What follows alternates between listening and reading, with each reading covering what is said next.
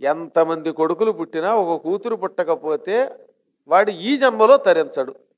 కన్యాదానం చెయ్యకపోతే వాడికి మోక్షం రాదు పొమ్మన్నారు. కేవలం కొడుకులే కలిగిన వాళ్ళకి ఈ జన్మలో మోక్షం లేదు. ఎప్పటికి మోక్షం వస్తుందో చెప్పలేం.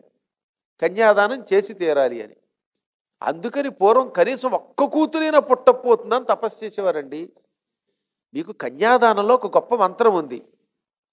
ఇసుక సూర్యమండలం అంతెత్తు పొయ్యి. సూర్యమండలం ఎక్కడుంది? ఆకాశంలో ఎంత ఎత్తులో ఉంది ఎవడికి తెలియదు. సూర్యమండల పర్యంతం ఇసుక పోసావు. ఒక్కొక్క రేణువు సంవత్సరానికి ఒకసారి తీసి పక్కన పెట్టు. అది అసలు లెక్కెట్టగలరు ఎవడన్నా? ఒకసారి ఊహించండి మీరు. అంతకాలం కన్యాదానం చేసినటువంటి వాడు మోక్షం పొందుతాడు, స్వర్గాది లోకాల్లో ఉత్తమ లోకాల్లో ఉంటాడు.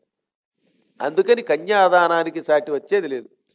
విష్ణుమూర్తికి కాళ్ళు కడిగి లక్ష్మీదేవిని ఇస్తే ఏ పుణ్యమో తన కూతుర్ని అల్లుడికి ఇచ్చి అల్లుడి కాళ్ళు కడిగా నీళ్ళు ఎత్తుమే చల్లుకుంటే మామగారికి అంత పుణ్యం వస్తుంది. అందుకే నారాయణ స్వరూపాయ వరాయ అంటున్నాం అక్కడ మనం.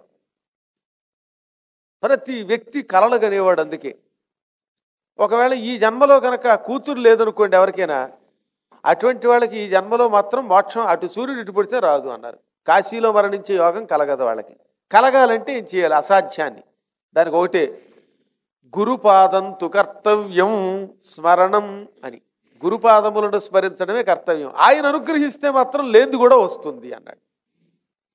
ఇంకా ఏ రకంగా రాని మోక్షం గురువు గారి పాదాలు పట్టుకుంటే ఆయన మనస్ఫూర్తిగా అనుగ్రహిస్తే వస్తుంది అని. కాబట్టి తప్పక ఒక కూతురు పుట్టాలి, ఆమెకు కన్యాదానం చెయ్యాలి, తద్వారా మేము మోక్షం పొందాలి.